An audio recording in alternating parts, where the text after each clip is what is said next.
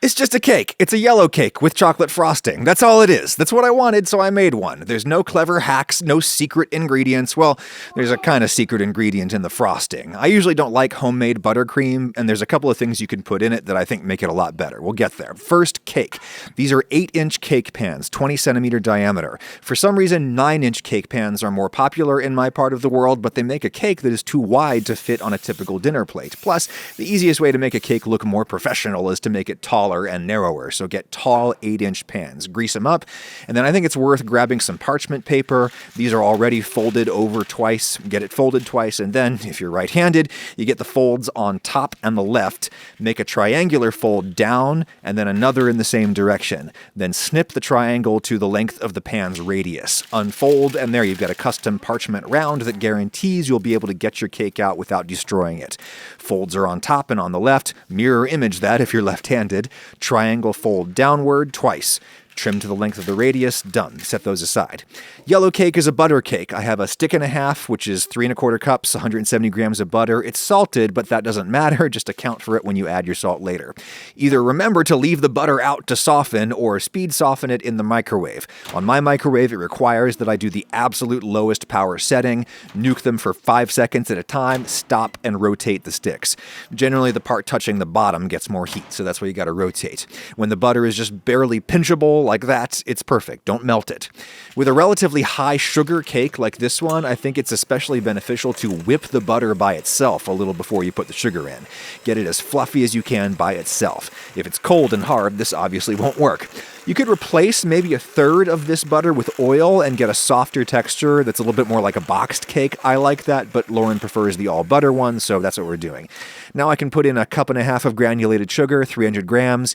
It's a lot of sugar relative to the butter, so you'll see I'm not able to cream this very fluffy. That's why I think it's good to whip the butter first, but cream the butter and the sugar as best you can until it's a little lighter in color, indicating the presence of air bubbles, which will make the cake fluffy later on. I got 4 eggs. The first 2 I will beat in one at a time. You could beat them in all at once, but it would just take longer with a bunch of loose eggs sloshing around in there. The second 2 eggs I'm going to separate, and I'll only put in the yolks. Extra yolk will make the cake more yellow, and the emulsifiers in the yolk will help it hold more water and fat inside itself, make the cake more moist. These whites I'll eat for breakfast later. Buttermilk, the greatest single gift to cake bakers. It makes all cakes more moist and flavorful. Where I live, it's a fermented milk product. If you can't get it, the best substitute is to take sour cream or crème fraîche or something and mix in water or milk until you get this kind of thick milk texture. 1.5 cups, 350 mils. You'll probably get an even fluffier texture if you warm that and the eggs to room temperature before mixing, but it's not necessary. Oh, and vanilla. That was probably too much. It's going to taste real good, but it'll make the color of the cake a little beige. Cake flour, my favorite brand, hashtag not an ad, about 300 grams, 2.5 cups, though I might hold back a little bit before I can assess the final texture. You can always add flour at the end. 1/2 teaspoon of baking soda to neutralize the buttermilk acid, not for the sake of taste, but for the sake of structure. Too much acid makes it hard for cakes to set and brown. 2 or 3 teaspoons of baking powder for leavening, and 2 or 3 grams of salt, which is 1/2 teaspoon of this Morton kosher. I would double that if I was using unsalted butter. Now just whip this smooth, wiping down the sides of the bowl as needed. By the way, if you don't have cake flour, you can get a decent substitute by replacing about 1/8 of your all-purpose flour with starch. Cornstarch, potato starch, rice flour, any starch that doesn't have gluten. A batter for a basic cake like this generally comes out best when it's the consistency of like Jell-O pudding. That looks a hair too loose to me, so I'm mixing in a little more flour. Looks perfect now, and I'll just eyeball 1/2 and 1/2 into each of these pans we already prepared.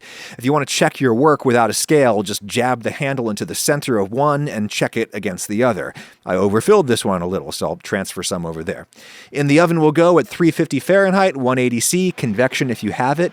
Now I know what you're thinking. You're thinking, isn't Adam on a diet? Well, yeah, I don't only eat cake, I also eat nutritious meals from HelloFresh, the sponsor of this video.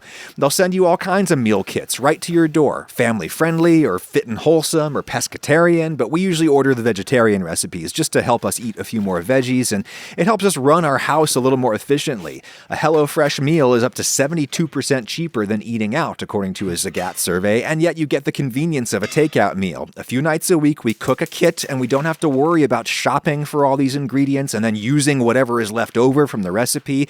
HelloFresh only sends you what you need, so there's less waste, which makes HelloFresh a lot more sustainable. Nearly all the packaging is recyclable, by the way.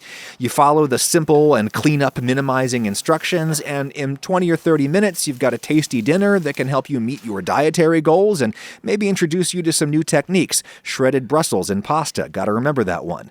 Go to HelloFresh.com and use code AdamRagusia16 for up to 16 free meals and 3 surprise gifts.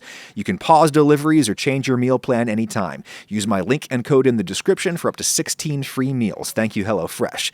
How do you know when your cakes are done? Well, the first thing I usually do is just tap the pan, give it a little bump. If the center of the cake jiggles like that, you need more time. 5 minutes later, the jiggling has ceased. Time to pierce the cake with an object and see if it comes out clean. That skewer came out with a few crumbs on it. Almost done, but I'll give them a couple more minutes. In my oven, with these relatively tall and narrow pans, they took half an hour, but it always depends. Let those cool and solidify. Meanwhile, frosting. 2 sticks or a cup of butter, 230 grams, softened as before and whipped as before. Yes, that's an obscene amount of butter. I hate to break it to you if you didn't already know this, but frosting is basically just fat and sugar. Once the butter is fluffy, I'll beat in about 300 grams of powdered sugar, or like 2.5 cups. You might think that's not enough sugar for buttercream, but I've got more coming. It's much easier to beat this super fine sugar into butter if the butter is already whipped up first. It'll look terrible at first, like cheese curds or something, but just keep going and all of a sudden it'll look like frosting. You could beat in another cup or 2 of powdered sugar, and this would be a great basic buttercream, but I want chocolate. 50 to 100 grams of cocoa powder, half a cup to a cup, depending on how chocolatey you want it. I like Dutch cocoa, but natural would be just fine. Ooh, that's a cool shot. Gotta save that for my reel when I have to get a normal job again someday. Now, there are 2 ingredients that massively improve the texture of homemade buttercream, in my opinion. The first is corn syrup, or any kind of syrup. I want like half a cup, 240 mils, and you can measure that by just looking at the bottle here, so the rest of this bottle goes in. Syrup just gives the frosting a dense, gooey quality that I really like in highly industrial cake frostings and that I miss in a homemade buttercream. And here's the secret ingredient, meringue powder. Where I live, it's hard to find in a grocery store, but it's easy to find in craft stores, big box hobby stores or fabric stores. They usually have a cake decorating section with all kinds of pro-level stuff. I don't know how meringue powder is made industrially, but traditionally it's just baked meringues, egg white, sugar, starch, pulverized into a very fine powder. It's a safer alternative to raw egg whites, and the pros use it to make buttercream more plastic, to help it hold its shape instead of just dripping off, which it has a tendency to do. A big scoop of that, like a heaped tablespoon, it's not necessary, but I really like what it does to the buttercream texture. Mix this up, and you may need to loosen this with a little water, or I'm going to use the buttermilk I already have. Get the frosting just wet enough that you're going to be able to spread it without tearing the cake. A little water or milk will also make the frosting shiny. Taste it and adjust. I'd put in a little salt if I wasn't already using salted butter. You can add more of anything, more cocoa. But don't judge the chocolatiness by color. The frosting will darken considerably as it dries on the cake, so go by taste. I want a little splash of vanilla in there, and we are done. Cover this if you're not going to use it immediately. The meringue powder will cause a little skin to form on the surface, which is nice once the frosting is actually on the cake. I'll grab a cooling rack and depan these, literally just turn them and let them drop into my hand, and then I can peel off the paper. The paper is so worth it. You might need to run a knife around the edge of the cake to help it release, but these dropped out just fine. Now, you must cool the cakes completely before you frost them. I might even put this rack in the refrigerator just to speed the process. If your cakes are still warmer than room temperature, they will melt the buttercream. Follow me on Instagram for such things, Ragusia on Instagram. Once cooled, I can grab a serrated bread knife and top these cakes, just shave off their humps. What you choose to do with these trimmings is between you, me, and the lamppost. Some people use guides to make sure their cuts are perfectly flat. I'm happy just freehanding it. Frosting helps obscure all manner of imperfections. Dust off the crumbs, grab a plate, and see, an 8-inch cake fits right in there. Dump on almost half of your frosting, and then a big knife or an icing spatula like this makes the job way easier. Just gradually work the frosting across and over the sides. No need to actually spread the excess onto the sides yet. We'll do that in a sec. Just get it off the top of the cake to make room for the second layer. And then the rest goes on top. You'll probably need every last bit of this frosting. It should seem like you have too much at this point. The more you have on there, the easier you can spread it around without tearing the cake. You can also scrape away any excess, but I've tried to give you a recipe here that minimizes waste. Let it fall over the edges, and then you can go around and frost the sides. On the top, you can lay your spatula almost parallel to the surface and then swish back and forth. That's an easy way to get some attractive waves. I like to go around the sides one more time after I finish the top, and here we are. Now I'll just take a wet towel and wipe around the edge of the plate to get it clean. Vaguely professional, that is. And there's always room for sprinkles on top, or as my New York Italian-American father would call them, chocolate jimmies. You can chill the cake in the fridge, and the frosting will then have a chewier, fudgier consistency thanks to the corn syrup that I really prefer, but you do you.